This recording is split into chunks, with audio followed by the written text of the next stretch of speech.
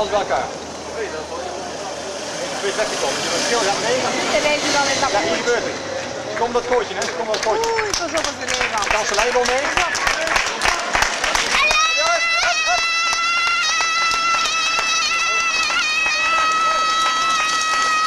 Gerrit van Ender.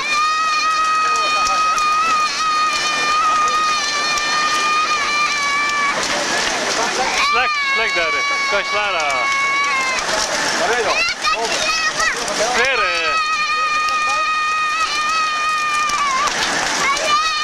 Ivanov. Aldinger. Van den Broek daar. Nee, is hier als allerlaatste weer. Winnaar van Vlaanderen.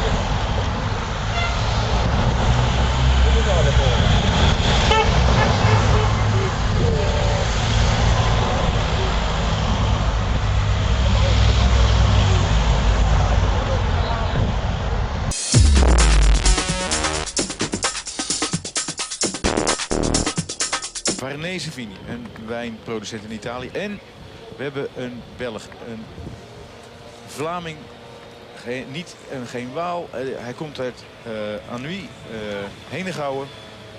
Thomas Degas van Verander Willems. En hier de wijnjongen, een sprinter. Vorig jaar was hij goed in de Ronde van Engeland. Dan zit hij in alle etappes bij de top 10. Albert Timmer hier op kop. En ze zijn...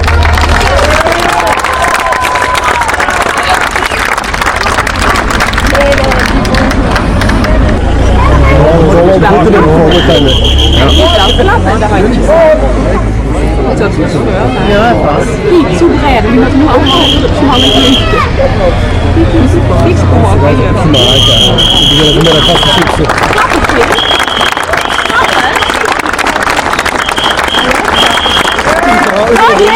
Ja. Die maken zich net nu.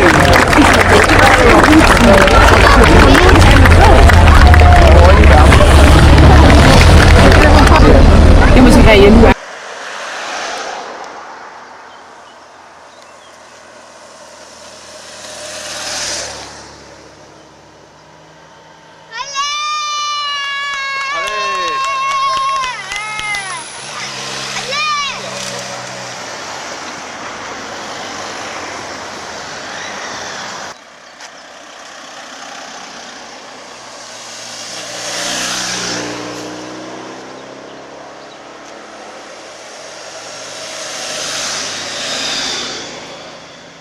De bank mee weten rijden.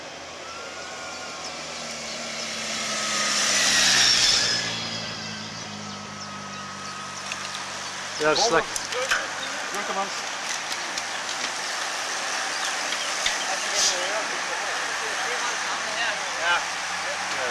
Hier kan je slaren.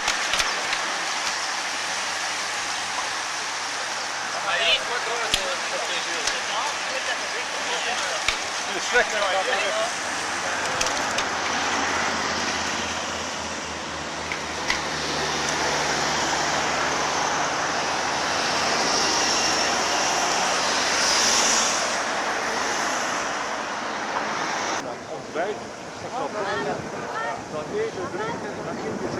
We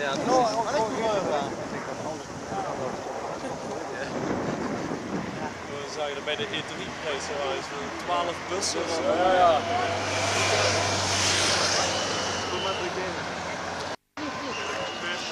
Ze roepen.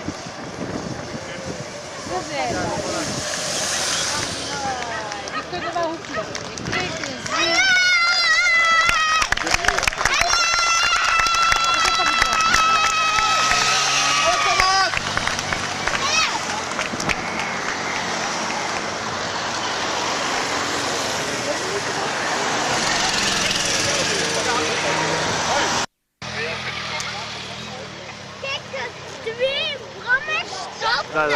Ja, kijk. Ja! Oh, mooi. Ja! Nee, nog.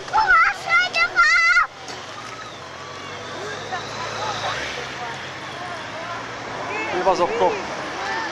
De folder die al. Ja!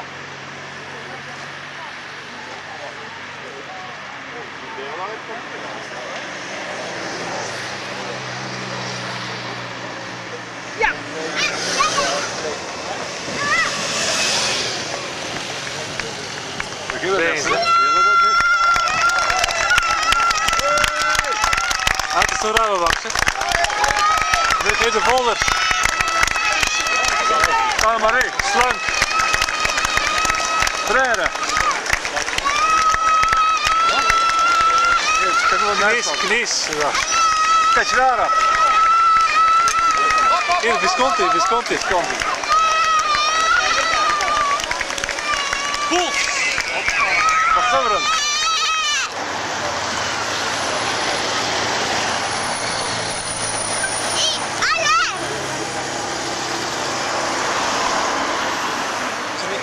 Peloton, wat toch wel redelijk aan het achtervolgen is op deze 4. Die zijn inmiddels op de Gulpenerberg. En die hebben na een harde koers, 1,5 uur lang zijn ze bezig geweest om weg te rijden. En ze rijden nu een kilometer of 80 voorop en ze hebben ruim 12 minuten gehad. En achter hun zagen we dat peloton, achter deze mannen, is het peloton toch op gang gekomen met Leopard en Rabobank. Natuurlijk Rabobank. Want dit is onze koers, dit is Nederland. En dan zie je ze toch altijd op kop rijden. En dan speculeert het peloton ook op. En ze hadden dus 12 minuten ruim. En dus nog maar 4 minuten van over. Dus dat betekent dat er hard gekoerst wordt in het peloton. Want ze zijn 80 kilometer bezig. En ze hebben dit in een kilometer of 30 terug weten te brengen naar die 4 minuten. Dus dat peloton komt zometeen ook bij die Gulpenerberg. En dat zullen toch beelden zijn, want die jongens die zijn echt hard aan het koersen. Wie zijn deze 4 mannen? Ik geef de namen. Simone Ponzi van Liquigas, hier aan het laatste wiel. Daarvoor rijdt de onvermijdelijke Albert Timmerskill. Hij zit vaak in dit soort ontsnappingen. En in 2008 was hij er ook al mee bezig. Toen reed hij 180 kilometer aan de leiding, nu nog maar 80. We hebben Pier Paoli De Negri. Die rijdt daar rechts in beeld van.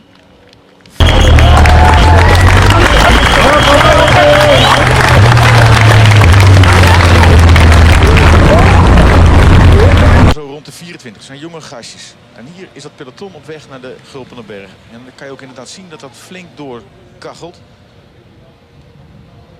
Er zijn ook al wat valpartijtjes geweest, maar zonder al te veel erg.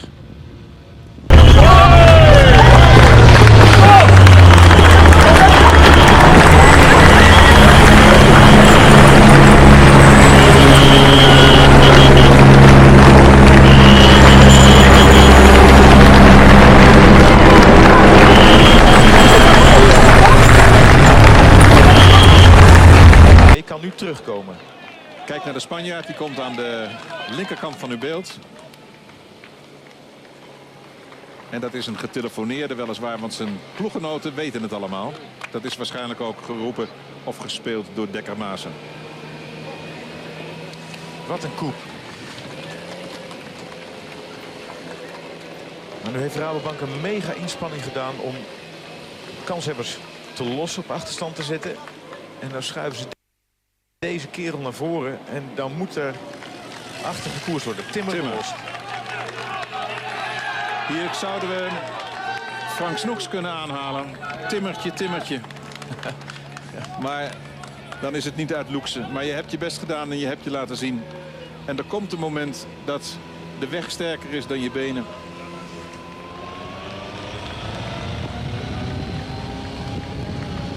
Die Ponzi zal wel weer op kop rijden. Nee, Degas.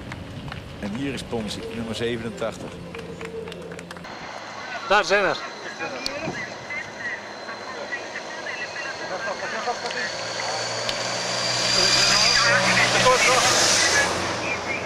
Hier, het is los. Hey, kom maar.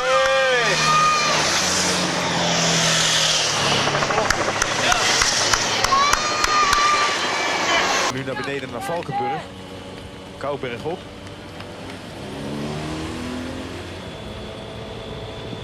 We hebben 3 man aan de leiding. We hebben helaas Albert Timmer verloren uit de kopgroep.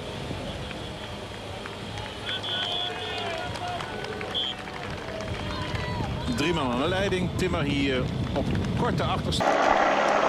Oei, oei, het is een band, hè?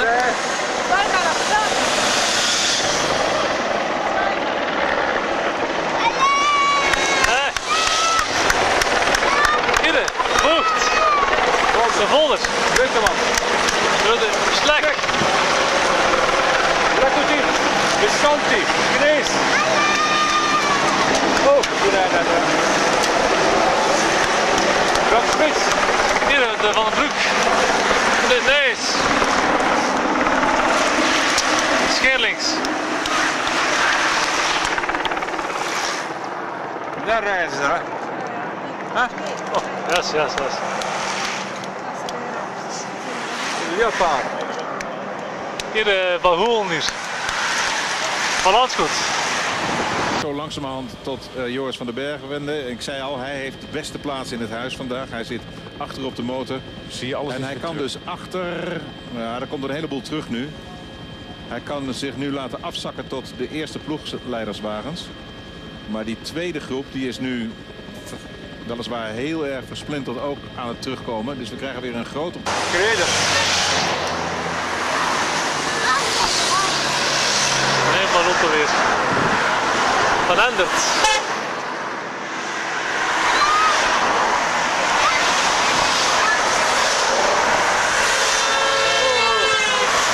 Timmer.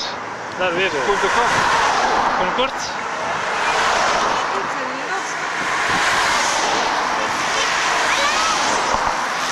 Allemaal voor allemaal Swedens, hè. Hier, Larsen. Hoe staat Larsen?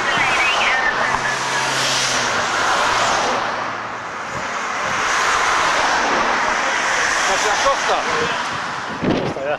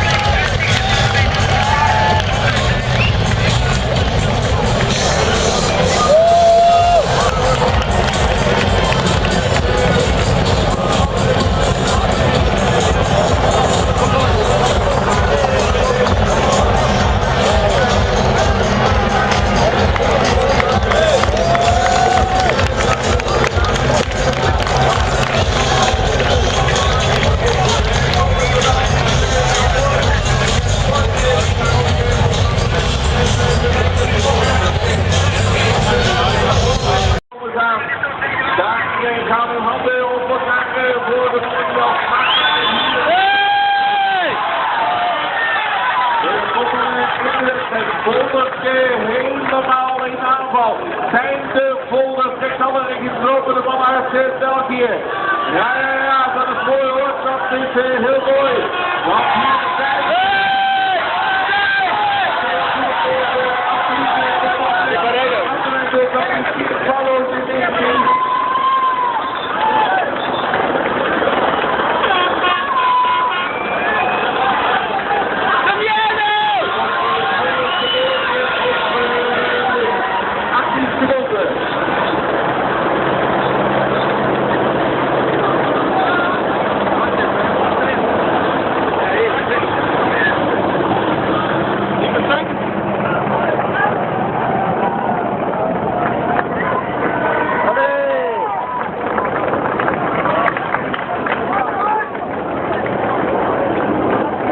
Like a bit of the Ardennes week. Maastricht is where we started this morning, and we finish, of course, going up the Coburg once again. It's Philippe Gilbert's time to try and make a double header and win again this year, but it's anybody's race, this one. It's for the strong men at the finish, the ones who can really kick on a very, very hard hill indeed. Okay, let's bring you absolutely up to date with what exactly has happened so far today. 4 men went on an attack early on. They were Thomas de Gand of Arandus Willems, Albert Timmer of Skill Shimano, Pier Paolo Di Negri of Farnese Vini, and Simone Ponzi of Liquigas Cannondale. But only 2 men remain out of that group, and that is De Gand of Arandus Willems and Di Negri of Farnese Vini. They've only got about 20 seconds. And now Bram Tankink at the back waiting for the car, and the counter-attack has come from his teammate Carlos Barredo, the Spaniard, who, as we've said before, he can never quite make up his mind what he wants to be. He is a super talented rider, but he is the man who's on the counter-attack. Welcome to Dutch racing, by the way. A little bit of traffic island action will be coming your way, I'm sure, at some point during the race. We're about 70, just under 70 kilometers from the finish. The Coburg is where we actually finish, and it's go up it 3 times in total. It's twists and turns and roundabout all over the place, this particular race. And Carlos Barredo having a quick go by himself. There are the 2 remaining men.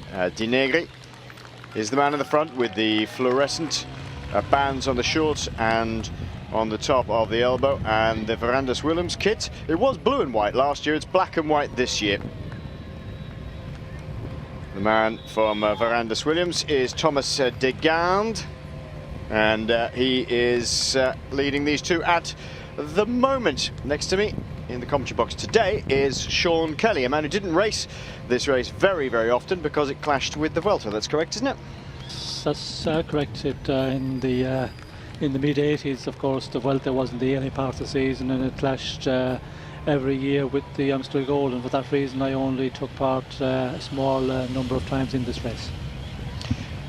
But of course you know the race pretty well anyway, and you know this sort of racing around here. What marks this race out rather than some of the others? Well, it was always a harbour race because there's so much street furniture in Holland.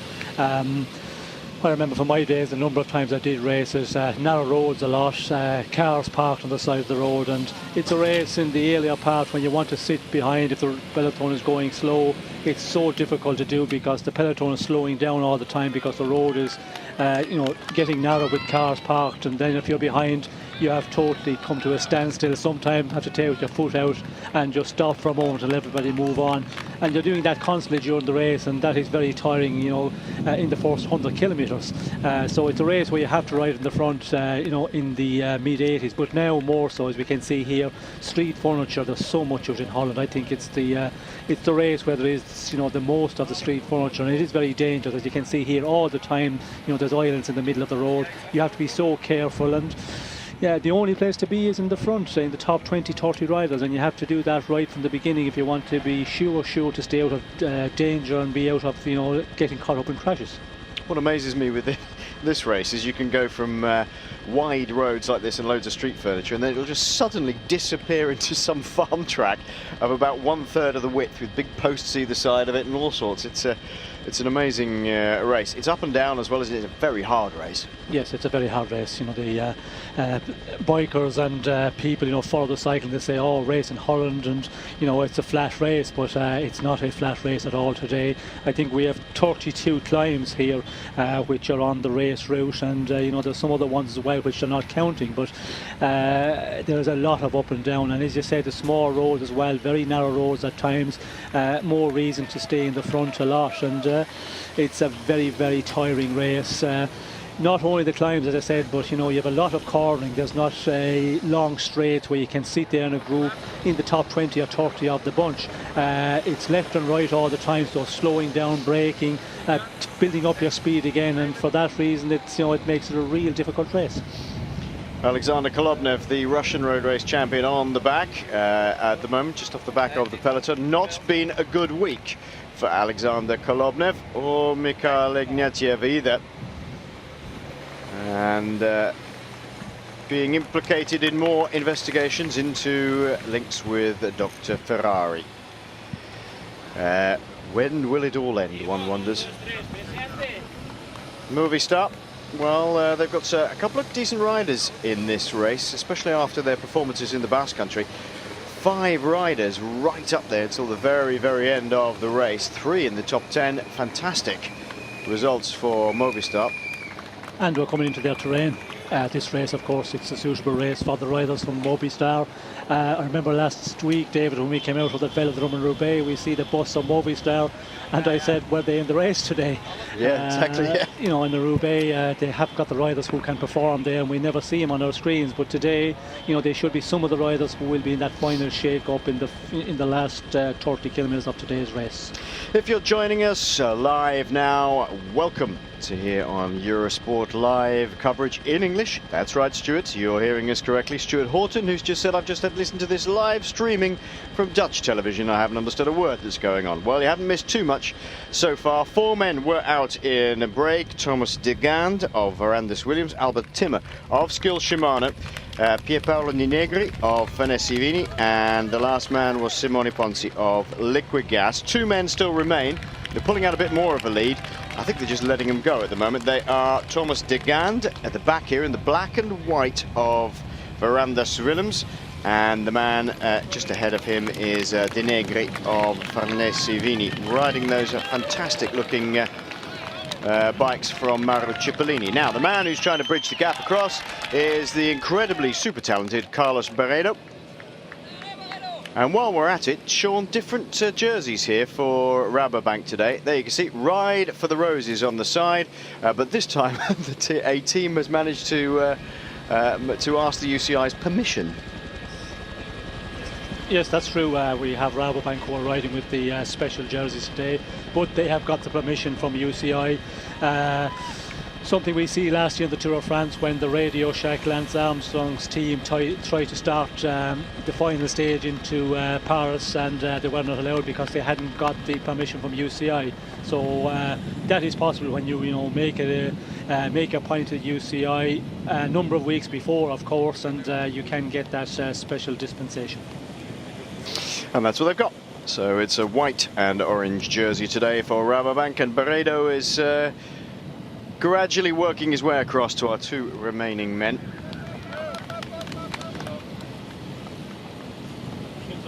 That is Danilo Di Luca now riding in the colours of Katusha. And it's not been a good week for Katusha, Sean. I'm sure they'd rather forget it. Yes, definitely Katusha. Not a nice week for them, for the riders. Not a good week of cycling, as you said. Once again, these problems are coming out of the woodwork, and it just goes on. And I suppose the only thing is, it's they're something from the past, and hopefully, in the moment we have now, the years last year, the last couple of years, that we will have less of this and get those problems, the doping problems, out of cycling. But there are just new ones coming out continually all the time. I know, it's just a pain, isn't it? It's a pain in the butt, frankly, for everybody. concerned. And the trouble is, I mean, how long are we going to go on saying, oh, we hope it's going to be good for the last couple of years? And we're looking at riders, I mean, particularly my friend and journalist Lionel Burney sent me a text on. Operator er al bij.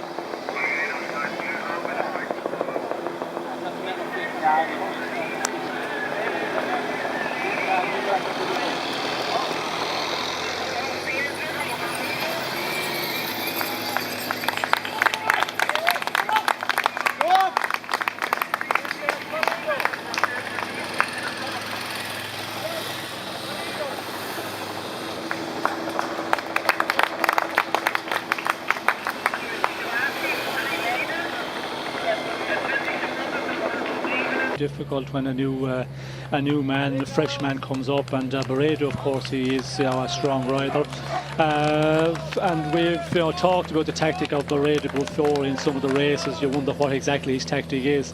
I think here today, not in a bad move for him, because he's going to try and get him into a group here, just a bit over the 60 kilometres to go. Get a rider from the Rabobank team up there and see what he can do, get him out there, and when the race really starts behind, you already have a man up there. Some of these riders beginning to suffer a little bit, and others pushing on as hard as they can. This is Jan Jesselink, young Belgian rider. Looks to be doing a good ride here, Sean, getting up to these three men. That's not easy, getting across, following a wheel like Carlos Barredo's, but he's a very talented young rider, this man. Yes, and doing a good ride, and a lot of the teams are realising, the tactics of the others and making a move here. HTC, High Road, sending a man up there.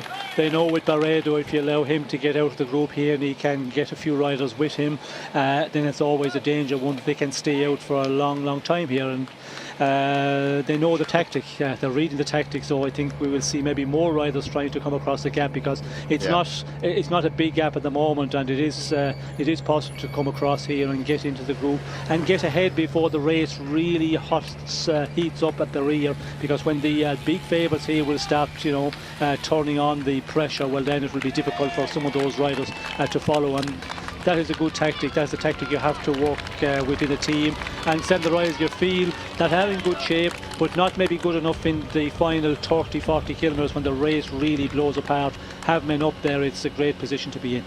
61 kilometres to go then in this Amstel Gold race. The next hill that we're coming to is the Bemelerberg, with 59 kilometres still to run by the time we get to the top. It's just short, sharp digs all the way to the finish now. The Bemelerberg at 59, then Wolfsburg at 42, Leurberg at 36, Galperberg at 28, Kreuzberg, of course, at 22. And then it gets really quite close together. The Eiserbosweg at 20, Fromberg at 16.8, the Kuitenberg at 12, and of course finishing on the Coburg once again. It's a horrible finish, this one, isn't it? I mean, even if you get there in reasonably good shape, somebody's going to try and give you a right kicking on the last hill. Yes, well, it's a really difficult finish, and it's a big puncher as finish, and the real big sprinters are not here today, and the ones that do come to take the start, they're not going to be there on that leading group at the finish. So it's a rider like Gilbert. On the Bemelerberg, and you can see the sort of gradients, maximum of 5% all the time, and if you just keep pushing on in the big ring over all these climbs, it's really what wears people out. Omega Pharma Lotto just keeping the pace high enough. Philippe Gilbert is the man for them today. Well, they've got Jürgen van den Broek in here as well, as you can see in the middle of your shot now. He's, again, he's a man who could do something today. The finish is quite steep, although he's not been going particularly well. Maxime Monfort on the right-hand side of the shot for Leopard Trek. Again, another man who, given his opportunity, could do fairly well in a race like today, but he's not going to get that, unfortunately, because they have the two Schleck brothers here. Even Fulslang could have a go. It's one of the top sport Vlaanderen men coming out the front. The gap is 58 seconds at the moment, with 58 kilometres to go. Sure, let's just have a look at the list of runners and riders and see who exactly are likely to be the favourites today. Philippe Gilbert clearly is the man everybody's going to be watching. It's just his sort of race, this. Yes, it's certainly his race. Last year we see him winning it, so convincingly in the sprint, and he's that style of rider. Perfect finish for him on the Coburg. He can do that so well. Form is good at the moment. During the week there, Flèche Brabançon, he won that ahead of Lukemans, and I think he was riding that race with a little bit of reserve in the tank all the time. He finished the race, and I spoke to some of the people in Belgium. They said he finished over the line and he didn't seem to be giving it 100% at all, so that tells me that the shape is really good. We can see here the team are just controlling the situation at the moment with a number of riders from the Omega Pharma Lotto team, and but again, we did say before the Tour of Flanders, yes. Paris-Roubaix, who's going to beat Cancellara? Yes. Very difficult to see, impossible to see, I think was the word maybe I used at times, but team tactics, they can work against you, and Gilbert is a little bit in that situation where everybody's going to say, well, leave Gilbert, Omega Pharma Lotto team control the race. We could see a group getting away in the final 30 kilometres of this one, 40 kilometres. It remains to be seen, but if they take him to the finish, difficult to see anybody beat him in a sprint finish. Yeah, thanks for reminding me of that. Yes, we got that one rather wrong, didn't we? This is Sylvain Chavanel being paced back. He's clearly had a problem, and he won't want to miss out. As another man, is it Cataldo, who's Christophe Van der Waal, I think he's doing the pacing back, getting him back up towards the front. A little bit of a panic, and getting through the cars pretty quickly. They do not want to be left behind because the pace is going to be fiercely high at some point fairly shortly, although the gap has spun out a bit to our 4 men in front. So Gilbert, clearly the man to watch at Omega Pharma Lotto. AG2R, can't see many people doing much in there. Or how Nico Roach is going quite well. Sergei Ivanov here, former Russian champion, former winner here in Amstel Gold, is now going off the front. Now, they will not want this man to go off the front, and there's definite response from behind. Shutting that one down immediately. Looks like Sandro Mito is doing the job of trying to shut it down immediately. Ivanov, a very, very strong rider. They won't want that at all. I think maybe just a bit of softening up here from Ivanov. They've got a good, strong team, Katusha. And maybe he's just testing a few legs. De Luca, Ivanov, Kolobnev, Joaquim Rodriguez.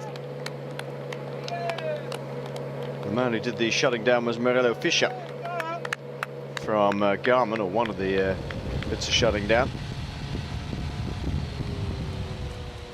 So at least 2 or 3 teams signaling their intent there, that we don't want anybody else to get away now. So Sandro Mito for BMC, Morello Fischer for Garmin Cervelo, Maxime Monfort for Leopard Trek. So that gives you a good idea of who's got this race in mind, Sean, doesn't it? Yes, it certainly does, and we can see Monfort just policing on the front there, and when you look at the Leopard team, Cancellara, it'll be interesting to see how he can perform today, because the performance he put up in the Tour of Flanders Roubaix was amazing, although he got beating and just got worked over team tactics.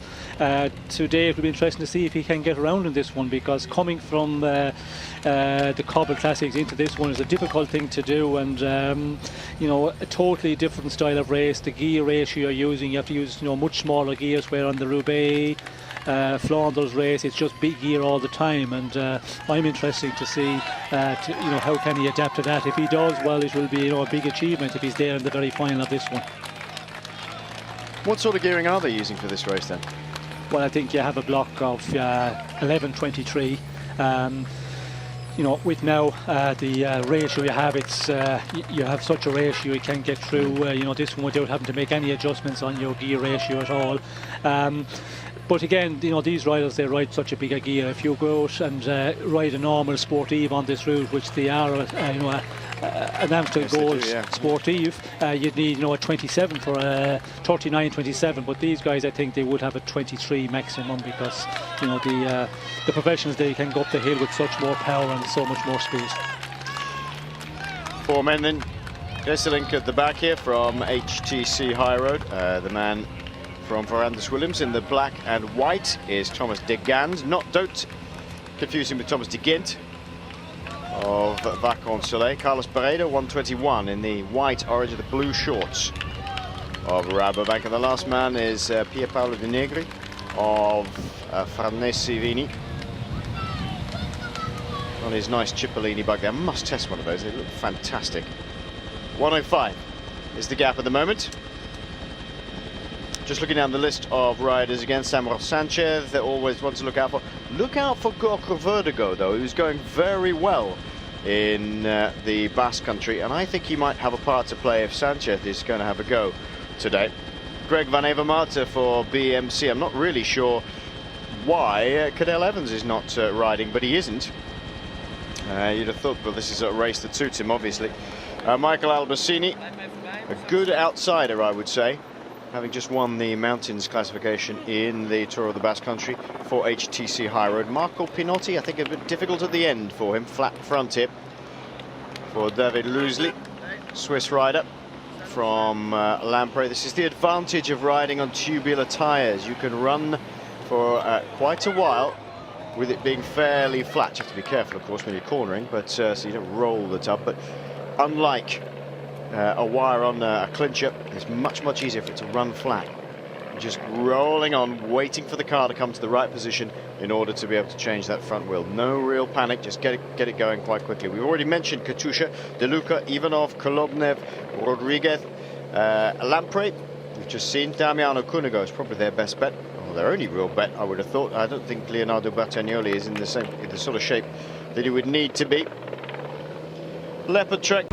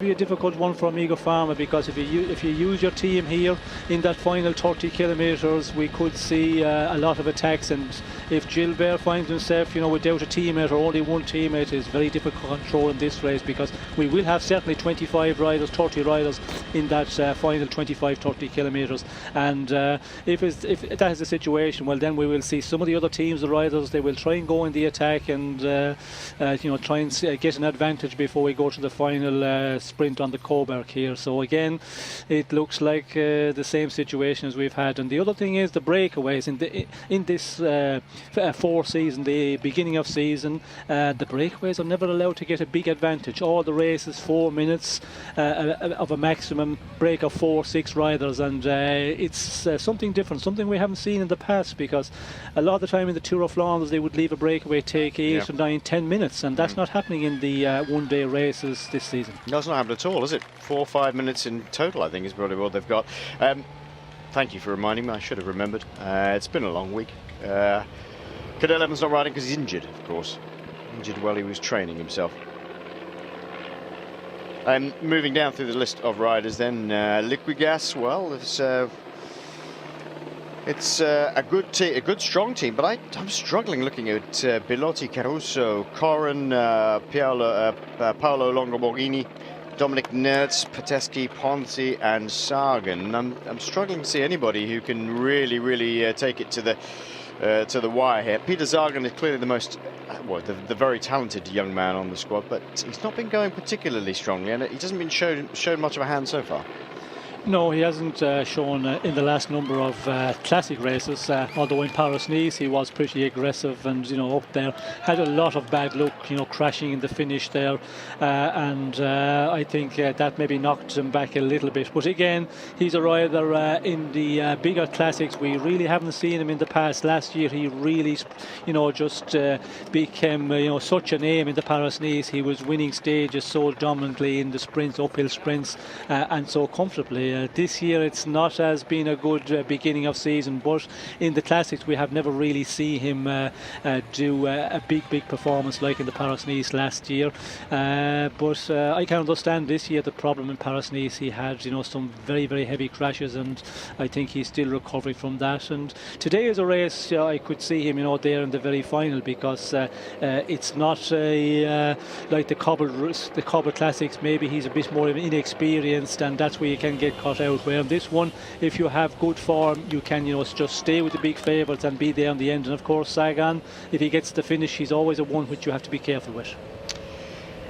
Movistar, we've already talked about, going very well in Tour of the Basque Country, and not showing an awful lot in Paris-Roubaix. Fair enough, and as Sean said, we're coming into their terrain, but look out for riders. Look out for Benyat in Chausti. He was doing very well in the Tour of the Basque Country, and just creeping up towards the top. But every director sports, even every rider, will be aware of that. There's no two ways about that. Will they give Vasily Kirienka any elbow room? I very much doubt it, having seen the way he stole away from people on the stage he won in the Tour of the Basque Country. Astana, Vinokurov and Gasparotto. Gasparotto, of course, third here last year. Vinokurov, a winner of Liège, Bastogne-Liège as well. So that's a pretty strong couple of riders there. And De Gregorio as well. Yes, Remy De Gregorio, will we see him doing something? And, you know, in the Paris-Nice, he was a new rider compared to what he was in the last number of years. Won that magnificent stage on the penultimate day of Paris-Nice, and, you know, a very difficult one. It'll be interesting to see if he will perform. It's his sort of terrain, this one today, and as we go forward into the other classics during the week, and of course Liège-Bastogne-Liège next Sunday.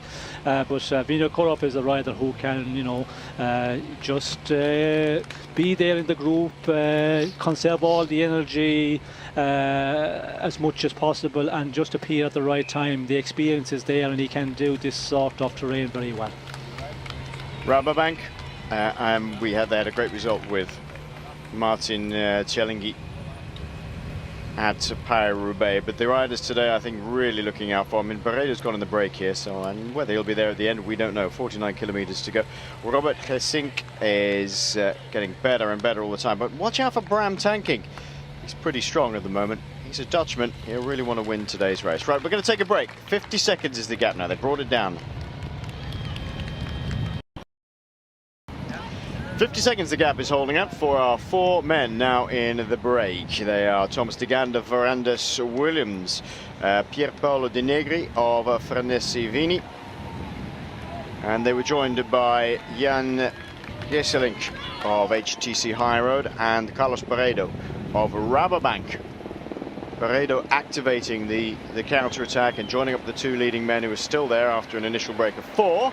And Jeselink's done a good job to get across to them. And now Barredo here is just hanging a little bit off the back now. Maybe he's just talking to the car. There we are, waiting to get a bit of a bottle from the neutral car. This is the youngest of the classics. It's only been run since 1966, and basically the Dutch thought, hey, we're a good cycling nation, why haven't we got a classic race? And that's pretty much what it was. And the chap who formed and ran the Amstel Gold Race for many years, he was involved for over 40 years, I think. I'm sure we'll confirm it in a second, but had a dreadful time to get this race off the ground. First of all, had to find an awful lot of money to pay riders to come and ride it, but gradually it gained strength. It's backed by the Amstel Brewery, hence it's called Amstel Gold. And I think you can still win your own weight in beer, can't you, in this one? It's almost symbolic, but I think you get your own weight in Amstel beer. They have a big scale, so you can sit on one side with your bike, I think. You're allowed to sit there with your bike. So the heavier your bike, that's the better, obviously. And you end up with your own weight in beer. Long tradition of that sort of thing, your own weight in cheese, or you win a cow or something. So what's the weirdest thing you ever won? Well, I remember here in Holland, after 2 criteriums, I won a cow, or is it a heifer you call it? And Yeah. I remember after the finish, they said to me, "Well, do you want it alive or do you want it slaughtered?" And what did you choose for? Well, of course, I didn't have any place to put it when I was living in Belgium. I only had a tiny lawn, so I had to get it done for the deep freeze, and they delivered 2 weeks later. Well, there you go. Yeah, you could have had it just standing in the back garden. You could have had free milk. At least you'd have known where it had come from then. Yeah, no contamination issues there. Yes, and looking at the race 66, the first edition of the race, which Stablinski won, the race was to be programmed 260 kilometres, and it turned out to be 302 kilometres. Oh, that's a long old race.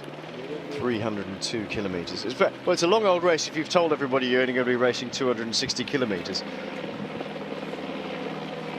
What was the name of the guy who originally was involved in this? Herman Krosch, and he was organiser for 46 years.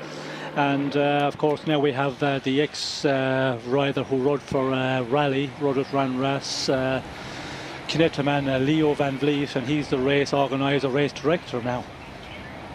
Leo Van Vliet. The man who's been known as Mr. Amstel, Jan Ras, former world champion. I think he won 5 times here. Jan Ras, Dutchman, wanted to win his own race. He was a very, very strong rider. Somebody who looked less like a bike rider you couldn't possibly imagine than Jan Ras. He just, to me, he never ever looked like a bike rider. He was a sort of slightly chunky upper body. His legs never looked super massive. And he had great big bottle-bottom glasses on most of the time, so he didn't look like a bike rider. He was a pretty strong adversary, Sean, wasn't he? Yes, well, on a terrain like this, you would not expect him to be, up there. And did win 5 times from 77 to 80. He won 4 in a row, and then won again in 82. And of course, the World Championships here in Valkenburg, he won that in 79 as well. Became world champion on this, on part of this circuit, and the finish was, on the Cowberg climb. So he was, a rider with a huge amount of power, very explosive, and was able to get around in this race, as he was in the Tour of Flanders, which is, something where you need a lot of explosive power as well. Not as much as here, but he was certainly able to perform. And on home soil, I suppose, there was always that bit more motivation to do well in this race. He's a rider we don't see much of nowadays as a retired rider. I bumped into him once in the bistro that's actually attached to the Tour of Flanders Museum in Oudenaarde. In fact, it's not a name-dropping exercise, but I went in there. It's a very big hangout for people to come and have meetings and so forth. There were 4 world champions in there at the same time. 4 winners of the Tour of Flanders and 3 world champions there at the same time. I think they'd all come separately. But anyway, they're all there. Jan Ras was one of them. Actually, I wouldn't have recognised him if somebody hadn't pointed him out. He looks even less like a bike rider now.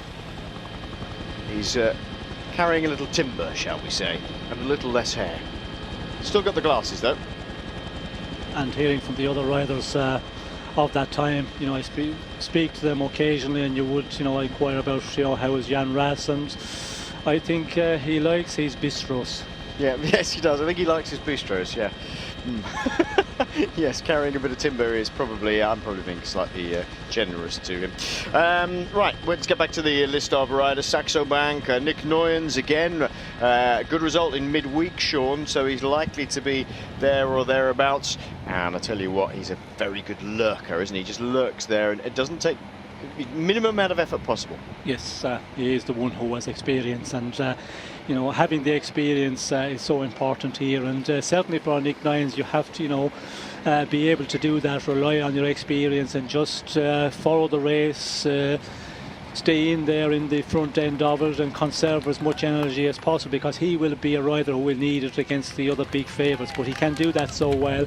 And when it comes to the moments when everybody is nervous, he can stay so cool. We see him in the Tour of Flanders. He's a known rider for that, did it so well in the Tour of Flanders, and again today he's going to try that tactic, just follow there, conserve as much energy as possible and see what way the race goes in the end. It's difficult for riders to deal with a man like Nick Noyens, isn't it? Because I mean, he's capable of avoiding detection for a lot of the time. I say by avoiding detection, he does a little bit of work here, or he doesn't get too seen. He makes sure he's in a group that's big enough to be hidden, but small enough to be significant. He's very, very canny.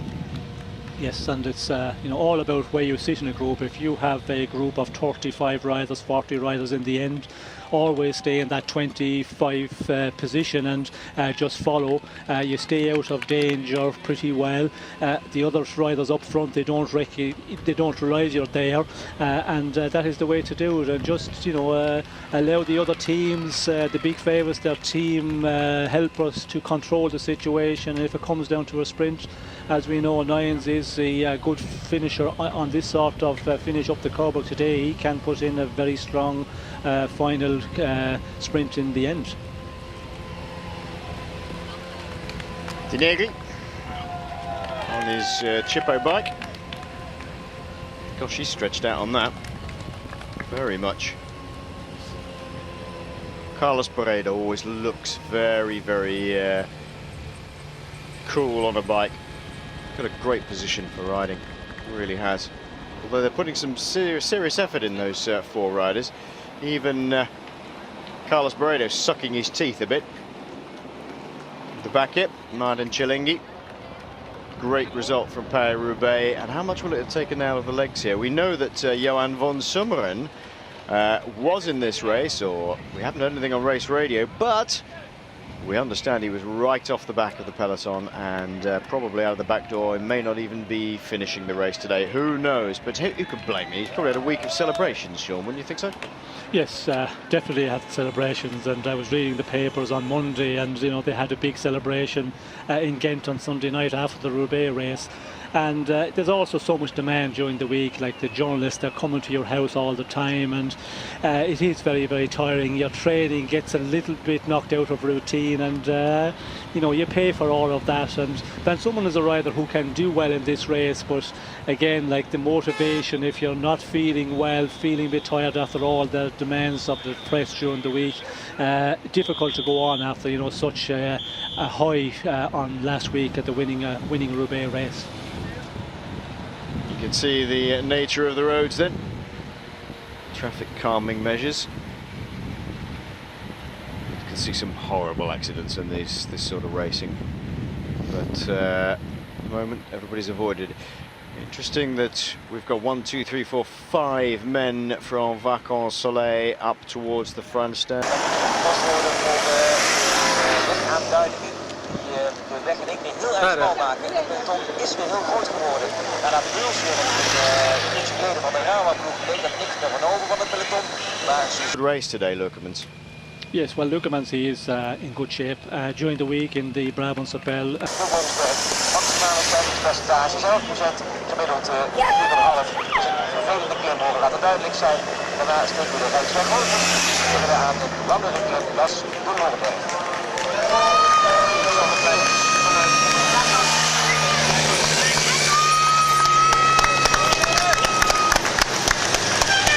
We zijn er al in. De wie, Vacances Soleil. Die moppen was een zand breed, hè? Ja, dat zal wel zijn inzetten. Supermakers staan de man met gelijkmakers.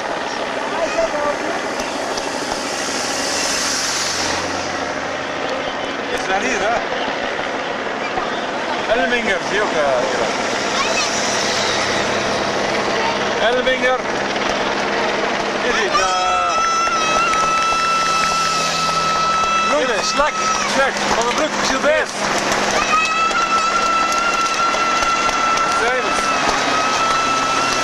Slak, al die slak daar.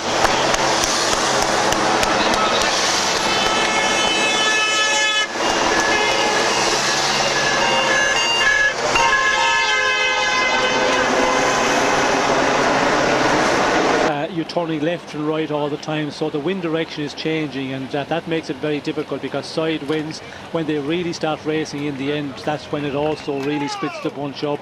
The open country here, the wind can be creates such a factor. Teams we haven't mentioned yet, of course, Garmin Cervelo, Ryder Heisdal, second here last year. Van Sommeren, we've seen, is already suffering a little bit. We're concentrating on Frank Schleck, the Luxembourg Road Race champion, in the middle. We've mentioned Vacances Soleil, Radio Shack. Well, I'm not really sure what Radio Shack can get out of this race today. Sergio Paulinho and Gregory Rast are probably their two best riders. Cofidis likewise, El Fares and Taramai may be doing something. 152 is Ryder Heisdal. And chasing back on, looks like he's had some attention somewhere, maybe from the medical car. Landmark credit, Bert Schierlink's probably the only man capable of pulling something out of the bag. Skill Shimano, well, we had our man Albert Timmer in the break. Simon Getschke, now he might well figure a little bit later on. Certainly if there's an attack towards the end, he might try and go on an attack there. Staff Schillinks was going very well in Tour of Flanders for Ferrandis Williams. Has it been enough? Has it been too much for him, shall I say? And he's got nothing left in the tank. There we are. That's pretty much the runners and riders. Outsiders for me, well, more outsiders than normal. Lurkermans, I think he might do something today. Be interesting to see if Staff Schierlinks can pull something off. The only team we haven't mentioned so far, Team Sky. I'm struggling to see who's going to be in super form there. If Steve Cummings has got his head together, then he is going very, very well indeed. Other than that, Lars Petter Nordhaug, I would say, is likely to be up towards the front at some point. 25 seconds, the gap is coming right down. 2 or 3 teams applying the pressure. We'll take a short break. We're under 40 kilometers to go.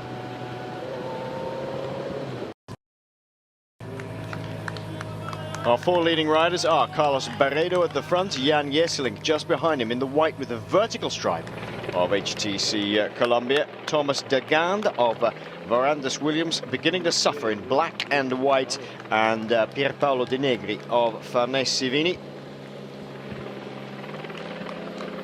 They're on the Luurberg, finishing at 36 kilometers, so it's quite a long drag, this one, and fairly steep as well, as we see David Miller on the front.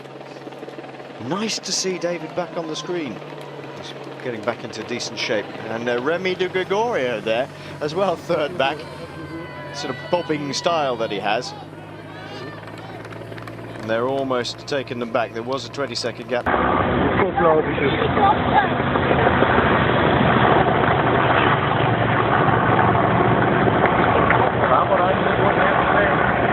nou? Nee. Dat is een nieuwe... Het is een nieuwe... Oh, daar komt het peloton al.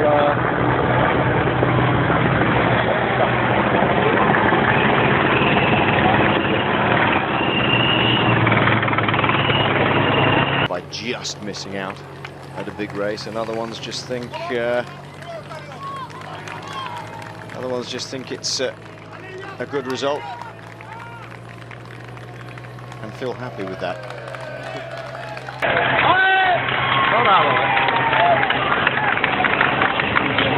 Maar het is toch... Nou? Ja, die zijn er aan het pakken. We hebben een mooi moment uitgekomen. Ja. We rijden behoorlijk door, hoor hier.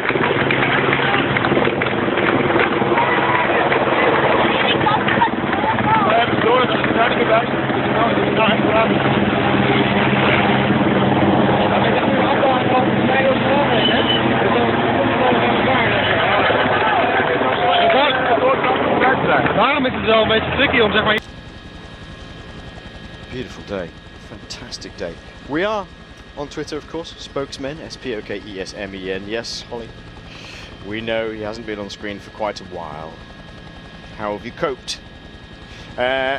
Andrew Edwards asking how much is the prize money for a race today? Well, it's 16,000 euros if you win today. Big incentive to get first rather than second, because it's only 8,000 for second, so pretty decent day's wage, I would think.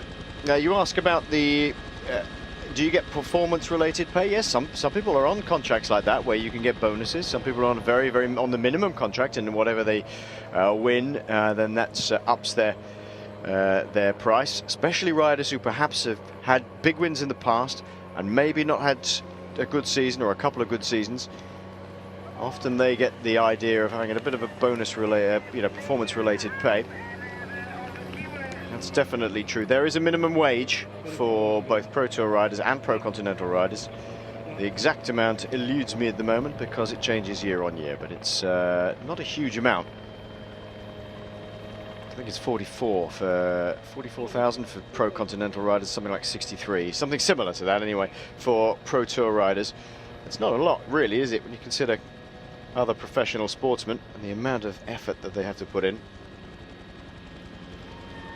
And of course the prize money, the 16,000, you win here, you don't go away from this race putting that in your pocket. It's divided by the team. Personnel get a part of that as well, and divided equally amongst the 8-man team in the race. A little bit more action coming from a few different teams now. And Astana now pushing the pace on. This is where we're getting to the period now, Sean, where we're getting into really tight section of hills. We're coming up to the Gulperberg soon, 28 kilometers, then the Kreuzberg, then the Eisweg-Bosweg, then the Fromberg, then Kurtenberg, and then Coburg. So everybody's now beginning to sort of test a few legs. Are we likely to see another breakaway going away here? They're not going to want anybody of the big favourites to get away. No, I think there's going to be a lot of tactics here. We can see it's happening at the moment. There's teams who want to try and form a break here. They feel that if they get to the finish with some of the bigger favourites, their best men in the team are not going to be able to get on the podium here or win this race. So they are going to try and attack, and they're the riders we have here. And that will be the interesting one. Will we see a break managing to form here of 5-7 riders and going all the way to the finish? It is possible, because I think there's a lot of teams going to say, well, if we just sit in here and leave it happen and get to this very final, and as we are coming to this number of hills, and the Kuterberg, which is the very steep one, which is at 12 kilometers from the finish, that is the one where to really explode. And there's a lot of riders going to feel, if we wait till that one and the big riders really start racing, we're not going to be able to follow, we're not going to match them. And that's what we're seeing at the moment, attack, and we're just going to see more and more of attacks here.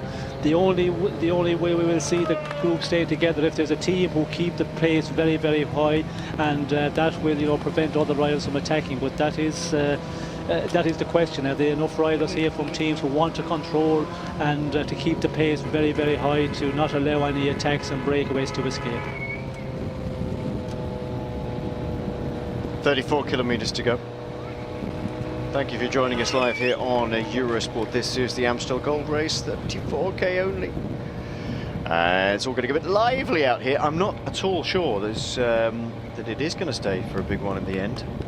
It tends to get killed off before that, as you say, Sean, the Kuitenberg. There's a big possibility, isn't there? A couple of those outsiders, those outside bets, or somebody really fancies their legs today, could just disappear off the front. Maybe 2, 3, 4 riders, 5 riders perhaps, who could get away without really being marked. Because this is what we've seen, haven't we, in the races in the last 2 or 3 weeks, is that all the big favourites are watching each other. It's been a real marking fest recently. Yes, it has been very much closed down, the race, and the breakaways are never allowed to take the advantage, which we see in the past in the big classics.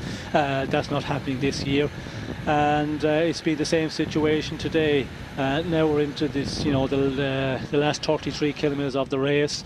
It's going to be interesting to see if there's the teams who will continue riding on the front and keep the pace at 45 roughly kilometers per hour, and that will prevent the other teams from attacking. But the moment you slow it down, then we will see attacks immediately. As we can see here, there's a little bit of slowdown with the rider from Liquid Gas on front. I can see some other riders just appearing here now, and they will try and attack because there is a little bit of a downtime.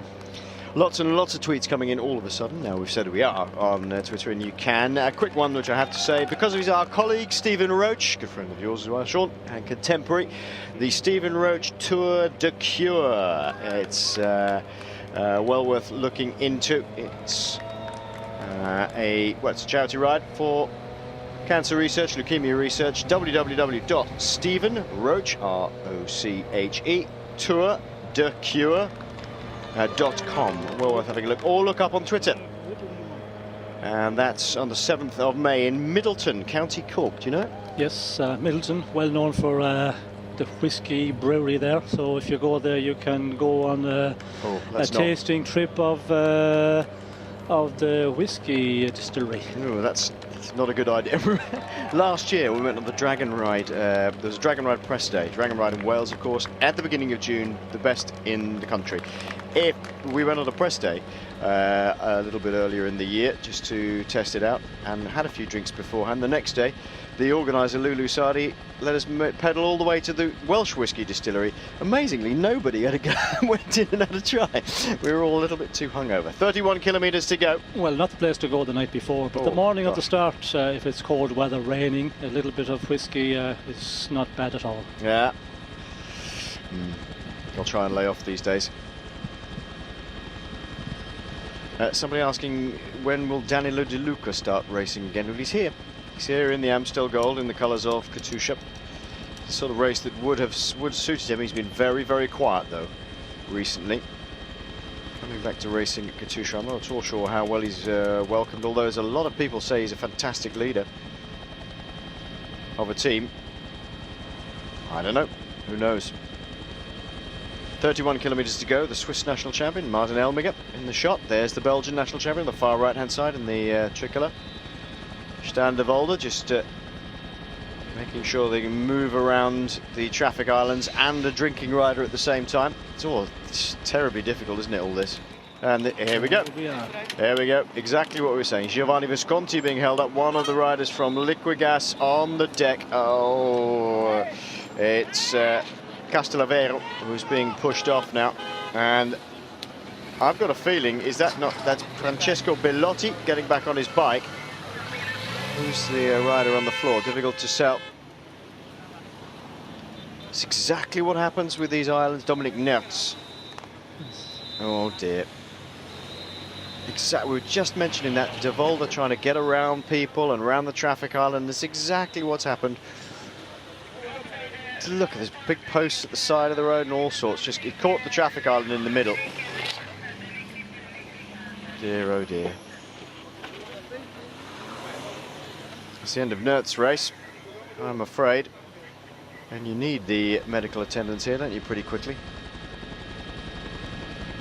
Under 30 kilometres to go then. It's getting a little bit more frantic at the top. More traffic islands to go through. Lamprey now coming to the front. Damiano Cunego will be theirs today. Somebody else asking, just general question, Martin Kemp. What's the UCI bike regulations? Why do they exist? Good question. I think a lot of people are asking these days. 6.8 kilos the bikes have to be all up. That's it. Anything lighter than that, you have to make the weight up. In fact, Cannondale a number of years ago glued coins to the top tube because the bike was far light. You can build a bike a lot lighter than 6.8 kilos, but the reason that they build them that way is because the UCI tells them that's the safe way. They wanted to make it safe, that carbon isn't going to shatter and all that sort of stuff. So I think times have moved on since that rule was applied. I'll tell you what, not killed innovation, but it's made the parameters for innovation a lot tighter. Kolpenneberg, this is nasty, and everybody just holding back a little bit. Is somebody going to give it a dig on this one? It's not very big, but just look at the percentage, 70% in the middle.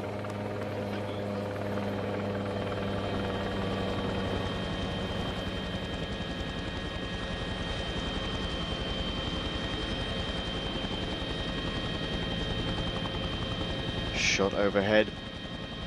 Narrow roads now, people moving up around the outside, dropping back to the car and so forth. Nasty, nasty hill. This one, Kolpenneberg. Under 30 kilometres to go, and nerves will start to play a little bit of a factor soon, Sean. I mean, what is it like if you're big favourites, you're right at the front? Look, we've got BMC controlling on the left-hand side of your shot there. On the right-hand side of the shot is Vacansoleil. They're just spread out across the road. This is the only thing to do here, isn't it? Control the pace. Yes, well, some riders are so nervous they just ride in the front to stay out of danger. Other riders, they can sit back here, and of course Philippe Gilbert is a rider who can do that so well, and we haven't seen...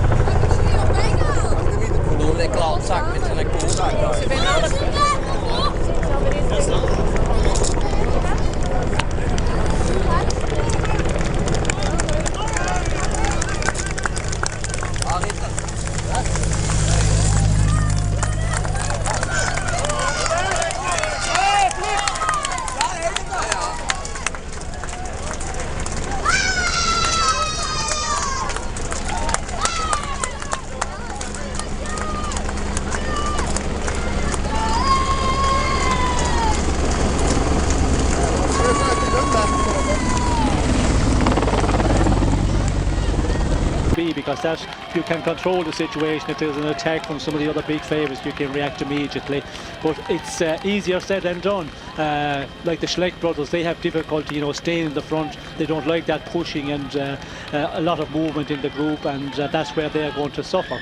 So it's all about, you know, the quality of the rider. First of all, you have to be able to do it physically, and then if you're a good bike handler, you can, you know, conserve so much energy. And when you're a good bike handler, you can relax a bit more. You are confident that you can, you know, keep yourself up there. But if you're a little bit nervous, then you get more and more nervous as we get into this final 30 kilometers of the race, because the road structure here is so dangerous. Everybody is aware, and when you're that type of rider, you know, the nerves are that bit more again. Trying to get away now is Johnny Hogeland. Well, that's quite a clever move from Hogeland. He waited till somebody else lit the blue touch paper. Maxi Miglinski was the man who went off the front, because they were trying to control it going up that climb there. He was sitting on near the front, and Maxi Miglinski from Astana pushed the pace on a little bit as they got towards the top of the climb here, towards the feed zone, and Hogeland going around Miglinski and over the top. That's a clever move. Yes, it's a good move, and first of all, you know, to be there at that point with the attack from Miglinski, everybody is suffering a bit, and to be able to react and then just hit it before the top. And we could see Lukermans, you know, just before they turned right there, he knows the road so well, just threw in an attack, and then it was immediately downhill, so there you can pull out an advantage. And that's what you know, the team of Vacansoleil has got to do here. They've got to throw men up the road, try and form a breakaway, because I think they know that that is the way they can get a podium finish or win the race here. If they just sit back and wait with all the riders, then they're not going to get that win or get on the podium, which they would dearly like here, because for Vacansoleil it's a home race. It's a really important one for them today. Chasing is Geoffrey Lecadre, and that looks like Elmiger. Now this is an interesting little group. These are all strong men now trying to come across. Martin Elmiger is good from a breakaway group.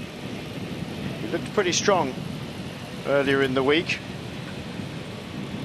and he can pull off some good wins now and again. He's a very good all-round rider. Has never really been a superstar rider. Martin Kohler is the rider from BMC. Hogeland wants somebody to come past and share the work, and Iglinski finally provides that person. Well, it's not going to get away this one. Got about 1, 2, 3, 4, 5, 6, 7 riders, and they've been shut down. And I think that Hogeland will have hoped that some other riders had got towards him and wanted to work a bit harder, but he could have got away a bit further. No, it's not going to happen at all for these guys. A little bit of nerves though. Profit up towards the front here, right in the middle. Ryan Taramai, probably their best hope today, the former Estonian national champion, Ryan Taramai. Everybody looking at each other here, Sean. Yes, everybody is different tactics, of course. You know, we can see there the Omega Pharma was the rider who closed it down to that small group, and now again a little bit of, you know, looking who's going to take the pace on the front of the bunch, and you know, again I think we will see the same situation. If they do not keep the pace high, there will be more attacks coming, but still a very big group of riders here, and that tells us that the race hasn't been majorly difficult, not like the previous races, Flanders, Roubaix, where they raced very, very aggressively 70-80 kilometres from the finish. That hasn't been the case today. You know, if you're in there in the group, you can follow, and a lot of fresh riders here, and a big group of riders. There's certainly, what, 60 plus riders here at the moment. A little bit further back there was 70-80 riders in the group. It's starting to, you know, to come down now because of these hills. I think riders losing contact, and that will be the way. But I can see quite a big group of riders getting to the finish here. There could be 35-40 riders, unless we see a big attack from Gilbert and on the Kuterberg. There you have to really blow it apart, because if you allow a lot of riders to get over the Kuterberg in that final 12 kilometres, there are going to be a lot of attacks, and to control everybody, it's so difficult. But you know, if they can get to the Kuterberg with this race all compact here, well then the big favourites will definitely, you know, go in the attack from that point. The man in the middle of the shot there with the big yellow band on the back of his jersey is Morello Fischer. Good all-round rider. One of Magnus's favourite all-round riders. So he's a fantastic rider. Just never really been given the opportunity. Thomas de Gand in the group there with, that is Giovanni Visconti, the Italian national champion, but Visconti held up a little bit by that accident earlier. Leonardo Bertagnoli riding alongside him. So a little bunch of Italians are riding there. Oh no, it's just, we just knew it was going to happen. I was just about to open my mouth and say this is very, very messy. Everybody moving around, and down goes that Schleck. Is that Frank Schleck? It is. Frank Schleck has been caught up in that, and the other rider there is Fabian Cancellara. Well, that's very unusual. Cancellara never really caught up in any trouble, but it was incredibly messy there, and I was just opening my mouth to say everybody moving around, ducking and diving, messy, and just as we said it, another crash in the peloton. Schleck and Cancellara amazingly in it. Shake of the head, he's got to get back. He's taken a bit of a tumble on the left hand side. Just look how messy this is here. Everybody everywhere, and it goes on the left hand side. It's Schleck who, I think Schleck is the first man to go down. Schleck takes out Fabian. Yeah, absolutely. Oh dear. I think Schleck just clipped the wheel of the Rabobank rider ahead of him. Fabian will know how to get back. Whee! Go on. Oh, he does know how to ride a bike. Doesn't he just? And full slang. And more four on the front. Funny how the pace has dropped now. On the Kreuzberg, maximum of 13%, 7.5 as you can see average. Whoa, Fabian! Oh, he's just a genius, isn't he? Fantastic. If there's ever a man that you thought that you could perhaps follow, and you needed to follow a wheel to get back on, Sean, that would be the one, wouldn't it? Yes, and Schleck has definitely got to get the wheel of Cancellara if he's going to, you know, make it back in here. But easier said than done. Follow Cancellara. We can see the way he's coming through the cars there. Little bit kicks up a little bit here, and that will suit Schleck, because that's where he can follow him with a bit more comfort. And Cancellara, you know, is really just going through everybody here, going by the cars. Again, Schleck has a problem here. Oh, Schleck's got a problem. Frank Schleck has a problem. He needs a new bike. Come on, Frank. Keep it together. What, front puncture? No, the rear derailleur. Rear derailleur, but yeah. Okay, keep it together, Frank. Keep it together. And meanwhile at the front, the pace is being set now by Omega Pharma Lotto. They waited a little bit, but then they're taking now full advantage. Now that the riders were chasing back on, getting back on, they're thinking, right, okay, we'll just apply a little bit of pressure here. Whoops! Kalunk. That wasn't very good. Maxime Bouet is the man that held up by that. Where is it? Oh, it's gone completely. It's turned upside down. Yes, and again, it's amazing that we see him going. He seemed to be looking for his top sprocket on his big ring. Something, you know, you don't normally do when you start to run out of sprockets. The lower gears on the rear, then you knock it into the smaller ring, and he seemed to just change up, and eventually just went into the spokes, or certainly got tangled, and you know, just the rear derailleur totally folded. Yep, certainly had. Frank Schleck once again involved in problems. There's the Visconti group just off the back of the main peloton, and looks like Fabian has got back up to there. Well, he's had to make a choice, or the cars had to make a choice. He can't hang around and wait for him any longer, Sean. He's just going to do his thing. No, well, if you hang about here, I think for Schleck it's game over, because again he gets back on the spare bike, get moving again. It's not going to happen here, because Big Bram. We're into full, you know, the full final now. Big Bram. This is tanking. Looks over the shoulder, thinks I'm going to go on the attack on the descent. Oh, fantastic conditions today. Really dry, really warm, and Bram.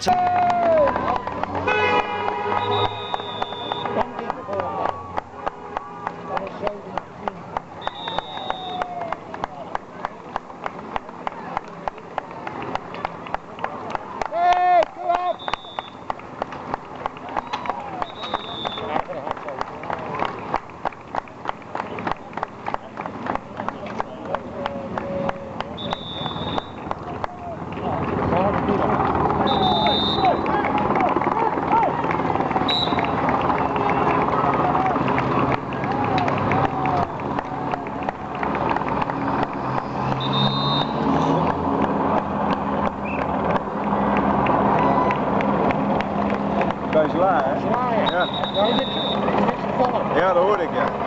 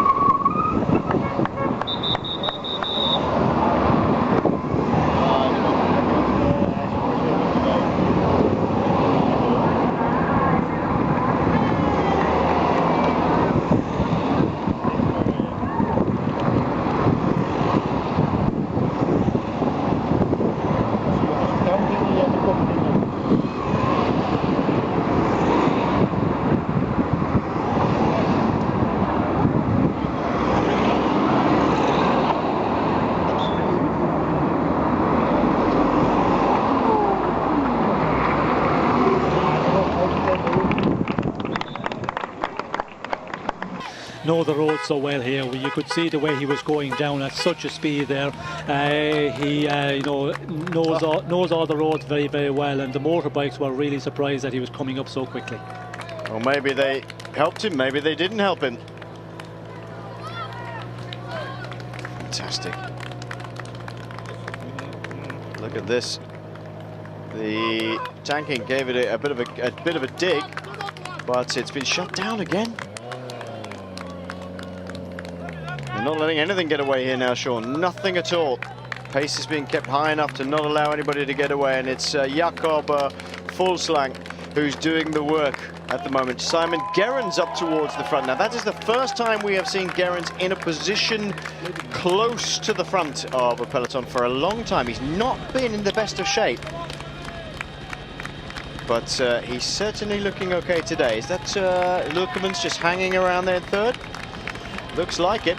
Alexander Kolobnev up towards the front as well in the Russian Champions jersey, the left-hand side of your shot.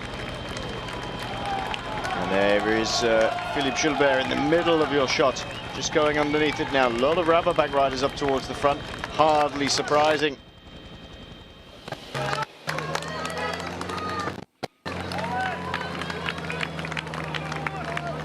interesting that the now we've used the phrase "keep it together, Frank." It's become a trend on Twitter. Kolobnev now putting a dig in, see if we can shed a few more riders. So clearly it's not it's not for him today. It's working for somebody else. I would suggest he's probably working for Joaquim Rodriguez. Oh, he's made a bit of a split here, Sean. Yes, he's causing a split, and not surprised. This is the moment in the race, just 20 kilometers to the finish, where we will see this the gaps appearing, and we can see there's what 6, 8 riders there in that group. We can see Gilbert is there as well, but gaps appearing everywhere, and this is where we can see the strong men who are in form, and as we go on now, you know, this more difficult part of the route here is going to really test everybody. Gilbert goes over the top first, the Isabos Veg.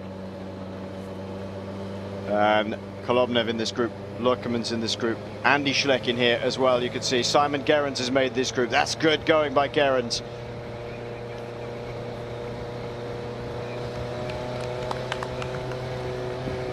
Vacansoleil's Leukermans keeps going.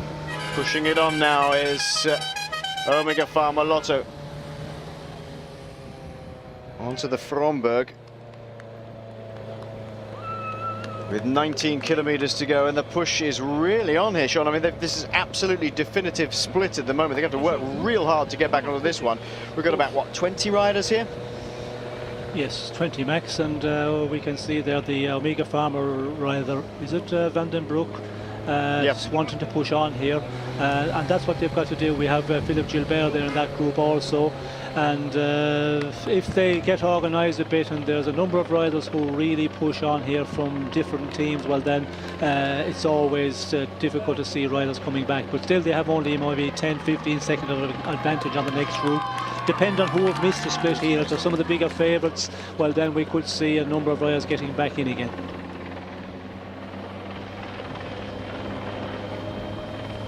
It's a bit of looking over the shoulders being done. Let's see who's following and who isn't. 19 kilometers to go. It's the closing stages of this, the Amstel Gold Race, the only classic race to be held here in Holland. It does dip into Belgium for just a little bit. Been running since 1966. The first winner was Jean Stablinski, the Frenchman of Polish extraction. Came from a mining family, did never want to go down the mines again, so he raced a bike. Super tough man, super tough domestique, along with Vin Denson of Jacques Anquetil. But Stablinski, a very good rider in his own right. Multiple French champion, I think, and won some very big races. But he won this one, the Amstel Gold, in 1966. It was meant to be 260 kilometers, ended up being over 300 kilometers. Nice of the organisers to tell them.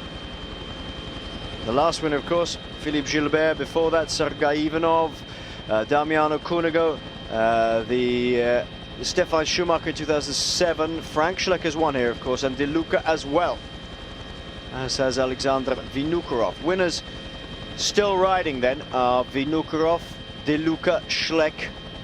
I'm not even going to count Stefan Schumacher. Damiano Cunego, Sergei Ivanov, and Philippe Gilbert. Michael Bogart has the best all-round results in this race over the last few years. He's been second, three times, I think.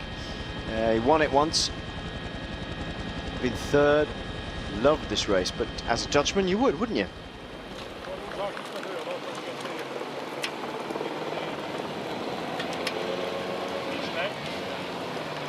Well, Johnny Hoogland is on the back end of the group. That is Andy Schleck. There is Hoogland. He's just been in that little dig first of all. Daniel Moreno at the back of Katusha. It's good for him to get in there. Katusha got 1, 2, 3 men minimum in here at the moment. Robert Hesink has made it in here for Rabobank. So some big names here, Sean, and this is a name that, this is one of the races, isn't it, where you get, a bit like Liège, you get riders who are not only good single day punchy riders, but also good tour riders. It's certainly the race where the two riders show here. you know, it's hilly terrain.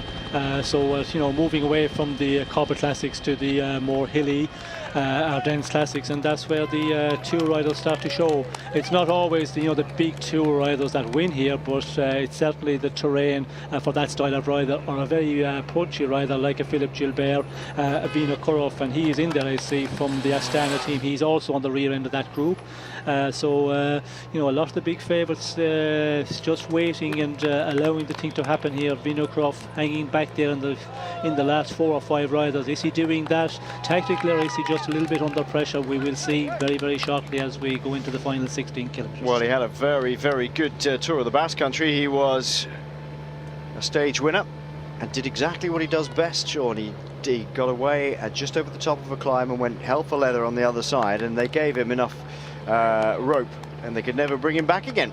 Normally he's given enough rope and he hangs himself, but he's was back to something like he used to be in the early days in terms of tactics. Give it everything he possibly can, be super aggressive and get away, and he got a stage win out of it. I don't think he'll be able to get away with it quite as here. We're on a different level to Tour of the Basque Country. Doing a good job of work at the front here, isn't he, Jürgen van den Broek? He's keeping the pace very, very high. Does not want that peloton to get back here. This looks like it's the group that may well decide the winner, Sean, if they can't get onto the back very shortly. Yes, it looks very much the case, and as we can see, Jürgen van den Broek keeping the pace really high. Everybody just in a single line here, and that tells you, you know, how fast they're going. We can see also there's the servers car behind this group, and that tells me the advantage is, you know, quite a good one when the neutral car, you know, is allowed between. We can see a group of riders there, what, 15-20 seconds maybe it looks like. And also they seem to be, you know, in one line, so depend on who has missed here. If there's a favourite, a team who have missed out here and they have a number of riders back there in that second chasing group, there is still a possibility we could see them coming back, but it's going to take a big effort to close down on this front group of a lot of the big favourites. 15 kilometres to go. We're in the countryside leading in towards the finish of the Coburg. The roads are not quite so good here, and there are quite a few right angle bends on the run-in. 90 degrees, and they're really pushing on. Jürgen van den Broek has pushed on tremendously. She's even stringing this front group out.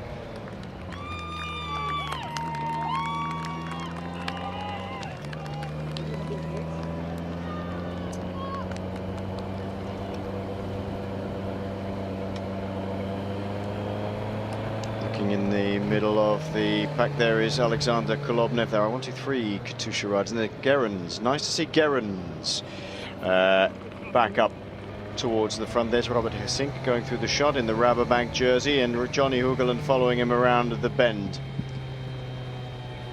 Right at the back is Moreno. Well, that's, should I say, in the back of that shot is Moreno. Here we are, one of the 90-degree bends. And Jürgen van den Broek doing a very, very, very good job.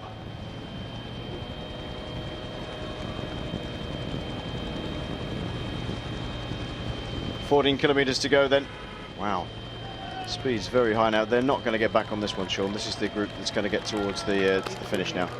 Yes, and you know, we're coming to the very difficult climb of the Keutenberg, which is at what, 12.3 kilometres to the finish.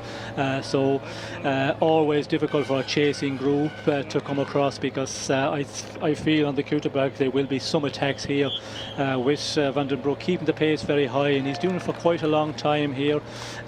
So the next climb, you know, I'm not be surprised if we see Gilbert, you know, giving a big attack here and trying to, you know, make this group a little bit smaller, because still certainly what, 15, 18 riders, maybe 20 riders in this leading group. It's a dangerous one if you continue on that basis to the finish. So you know, Gilbert needs to get down to a group of 4 or 5 riders in the leading group. 14 kilometres to go then. Right, I'm only going to say this once, folks, for everybody who's listening. Everybody's well aware, or you should be well aware, of my views on Alexander Vinokurov, Danilo Di Luca and Stefan Schumacher by now. You can stop bombarding me on Twitter about it. You know how I feel about them, and that's an end to it. I have to commentate on the race, and I'm going to continue to commentate on the race. I don't like any of them for what they've done, but that's the last time I'm going to say it. Jürgen van den Broek is the man pushing the pace on at the front. This is the Kurtenberg. Look at the gradient that they have to get up, and he's the man to drag them up there. It's an average of 16%. This is going to shed a few people here as well, I would imagine.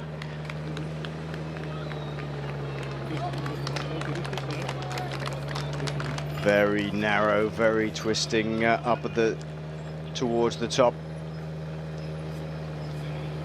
Oh, Joaquim Rodriguez. This is just his sort of terrain. And away he goes, but I don't think he'll be able to make it over down the other side by himself. There's too many men chasing.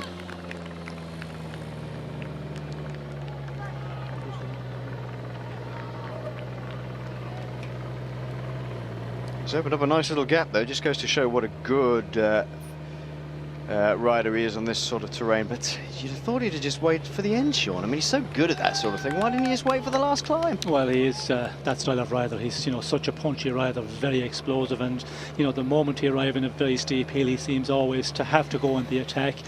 Gilbert is, you know, calculating very well here. He's allowing his teammate Jürgen van der Broek to continue on setting the pace, and we can see there, you know, he had another teammate with him, so you know, no real panic at the moment. As we can see, you know, a lot of the big favourites still in there, but on the rear, some riders having difficulty hanging in. I'll tell you one man we've not mentioned. Chavanel. Did you see Oscar Freire go through your shot there as well?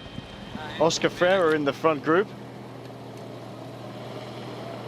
And this is Pinot fighting to, in sort of no man's land, names who are missing from the front. Samuel Sanchez. No Samuel Sanchez in here. There he is, trying to drag the rest of the peloton up here. Is that Gilbert just going through? No, I thought it was for a minute. Kolobnev.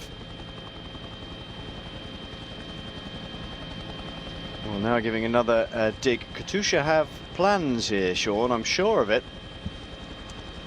They're firing one man after another at this group.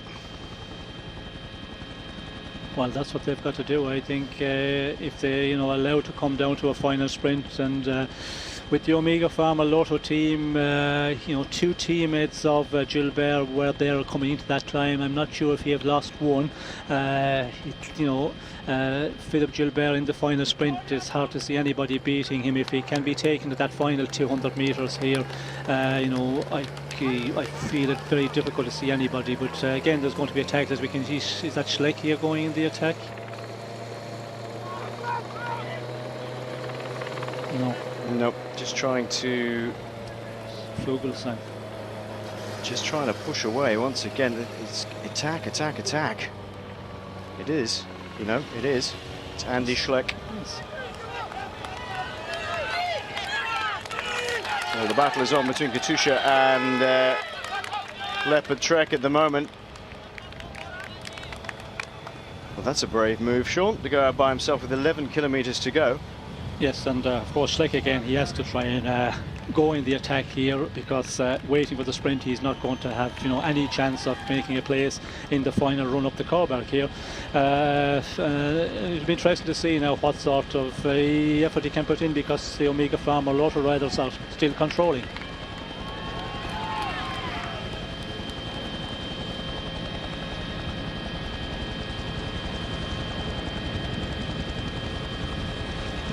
Simon Gerrans in the middle there, looking quite cool actually, fairly collected, and spinning wildly in the middle is Robert Hesink.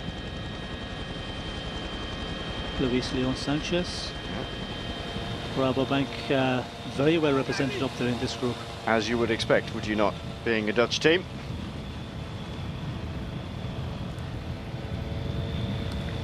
And Andy Schleck has really got the bit between his teeth. With 10 kilometers to go, they're going to have to track him now. I have a feeling, my gut feeling.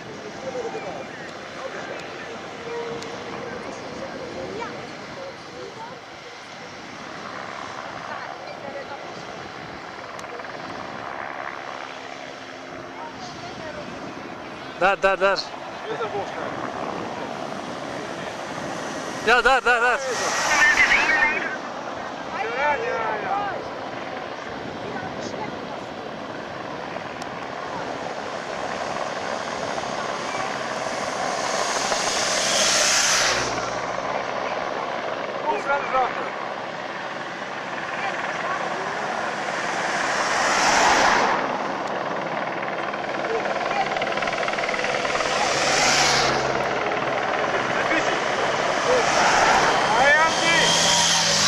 Allee Andy, come on!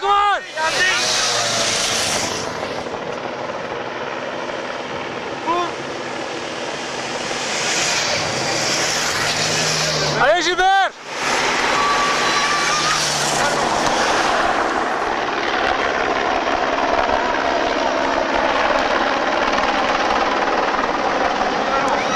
Zo van nou!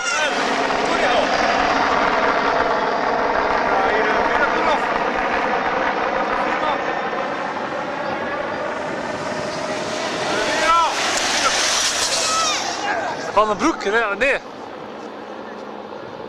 Dat is Jurgen van den Broek hier. Ja.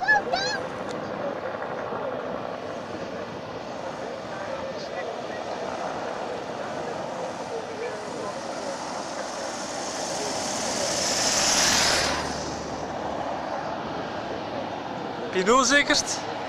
Pinot zeker? Ja, Pinot. Hier met Cancellara bezig. Cancellara en dinges. Hier, Cancellara mee. Hey, Slek.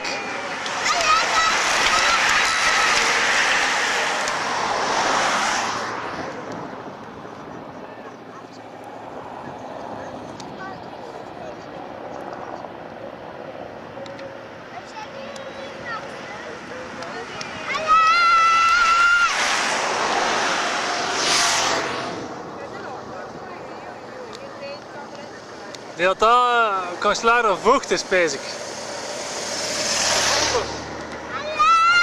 Hey Fabian!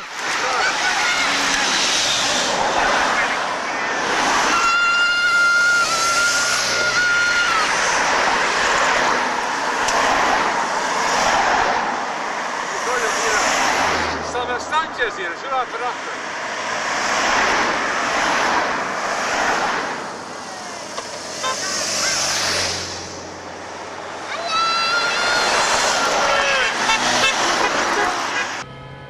But 6 seconds is not a lot for Andy Schleck. We'll see them come around the corner in just a second. Maybe he's pulled out a little bit.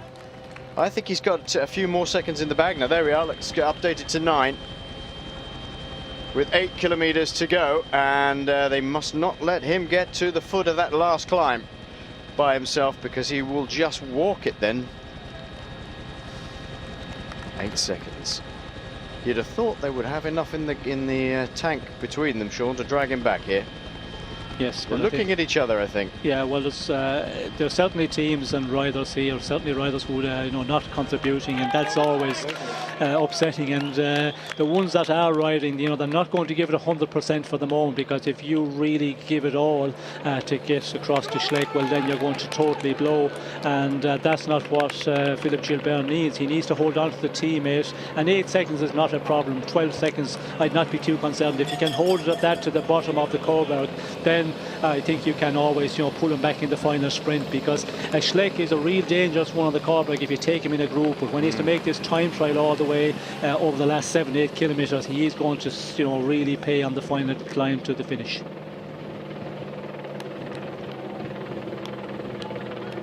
Die dan misschien wel gelanceerd worden door Robert Geesen. We hebben hier nog nooit dat zou de eerste keer kunnen zijn.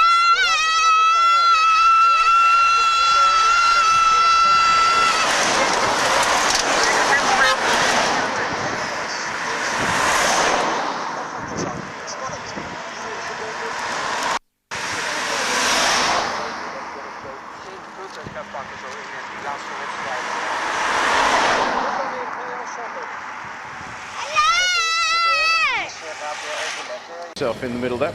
Oh, there's not much going on there. Maybe it's just a little bit of calculation, as you say, Sean. They just let Andy Schleck wear himself out.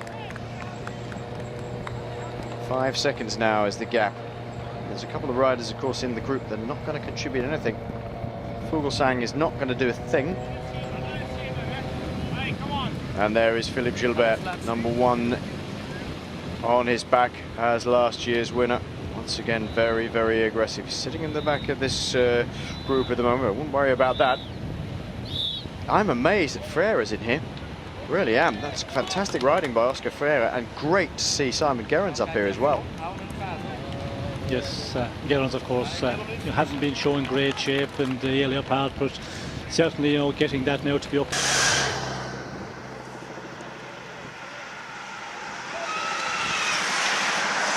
Can appear and just be in such great shape. He's such a specialist at that, and he's the danger one. Take him to the finish, and he's not contributing any at the moment. And the Rabobanks are not getting overexcited. No. But Gilbert, he's come off the front here, and trying to get the other ones to do some of the pulling.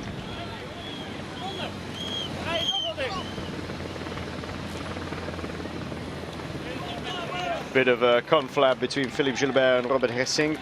Gilbert wants the Rabobank riders to do a bit more work because they're just sitting in there doing nothing, and Gilbert's team has to do all the chasing.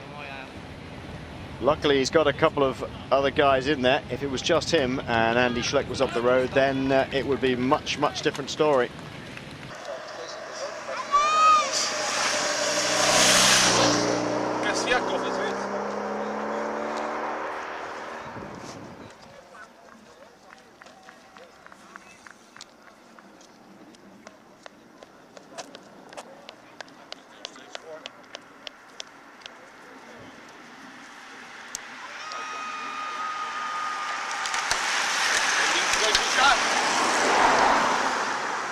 Doing exactly the right thing. This is the home race for Rabobank, and they're not going to jeopardize it by doing too much work if somebody else is going to do it for them. Yes, Rabobank not panicking at the moment, but again, it's the Omega Pharma team of Philippe Gilbert who's doing all the work, and they're going to pay the price for that. And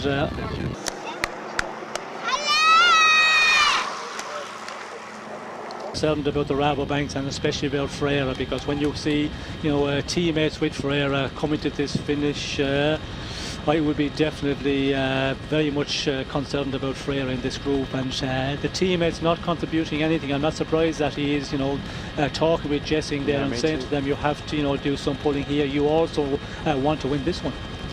Now he's just going to go for it himself. Look, he's going right up to the front. Here's Philippe Gilbert, and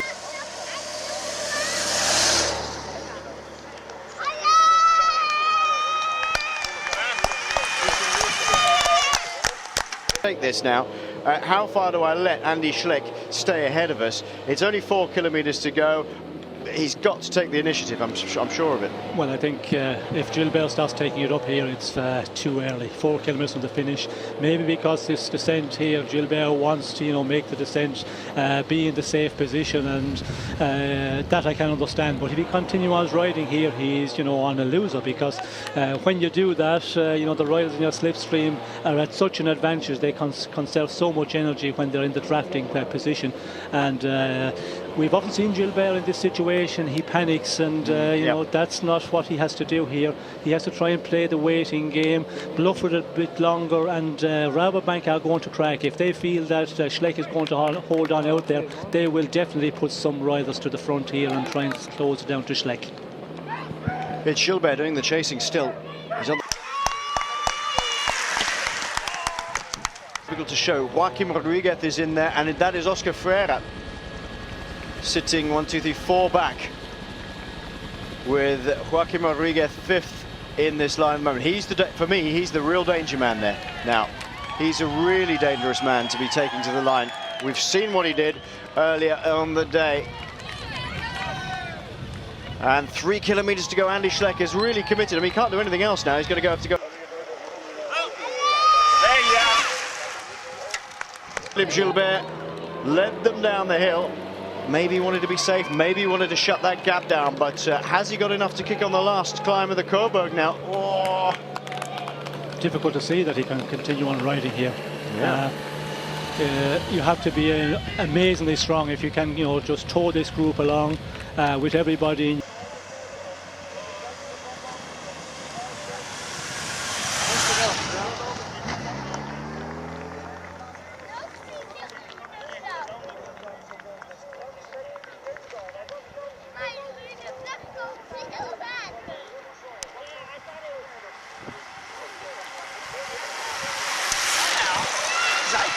Winning this, I am concerned for Gilbert that he is doing too much at this moment because with the riders you've got very good sprinters. Okay, if you have a rider like Jessing, a rider that cannot sprint at all, a number of riders that style, then you can afford to ride on the front, because with Schleck out, still hanging out there is a danger one. But Gilbert, I feel he's panicking too early. I'll tell you what, can do this, all this work and lead all these guys to the line. Oh. Yep, it does look like panic, Sean, doesn't it? It really does, because he had men in that group who were doing work for him, and he's decided to take it up himself.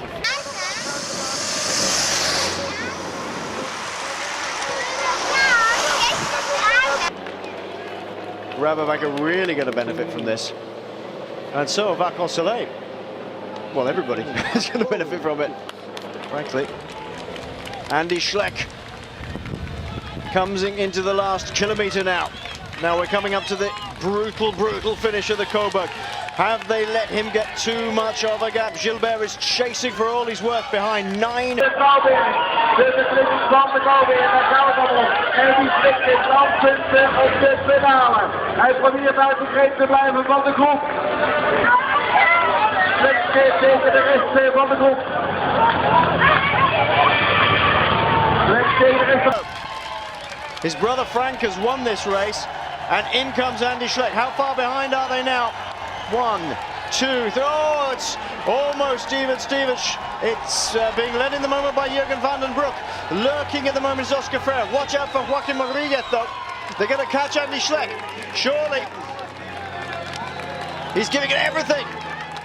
Maximum of 12%. Who has got the kick to catch Andy Schleck? He looks over his shoulder and must be thinking, I've got to give it everything now.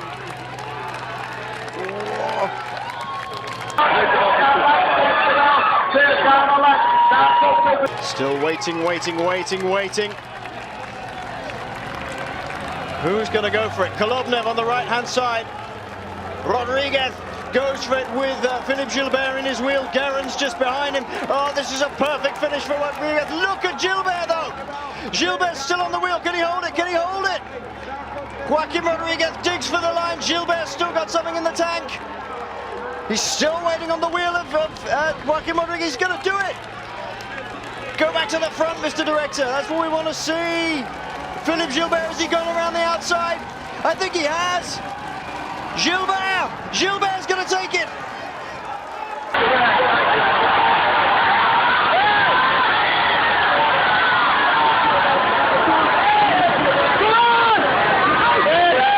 Look at the strength of him.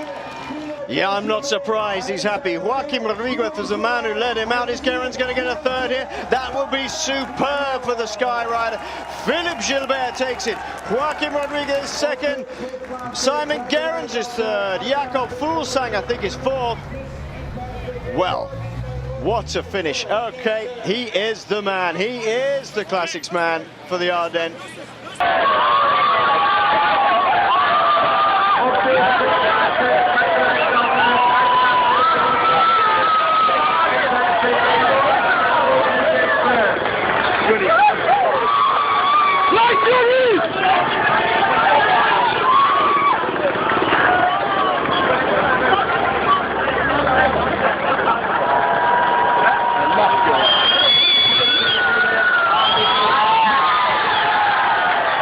After all that speculation, Sean, that he was giving it too much too early and panicking, what a finish.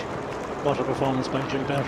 You know, to ride on the front like that in the final kilometres and still be able to put in that sprint. And you know, the rider himself, he knows. I was concerned that he was panicking a bit, but he still had that you know, left in the tank, and he knew that he could afford to ride a bit on the front. But when we see Joaquim Rodriguez going in the attack, it looked like that it was going to be difficult for Gilbert, but you know, just got in the wheel and waited, and when the moment arrived that he had to take up the sprint, no match by anybody for Gilbert. Philippe Gilbert takes another win here in the Amstel Gold Race. He won last year, of course, and fantastic ride by Philippe Gilbert. There is Robert Resink. Didn't get there in the end. Riders conspicuous by their absence. Ryder Heijsdal, second last year. Nowhere to be seen in the end. I'm not surprised that Omega Pharma Lotto are happy. Isn't it strange how the fortunes of the two Belgian teams, Quick Step and Omega Pharma Lotto, have reversed in the last year or so, Sean? Because Quick Step was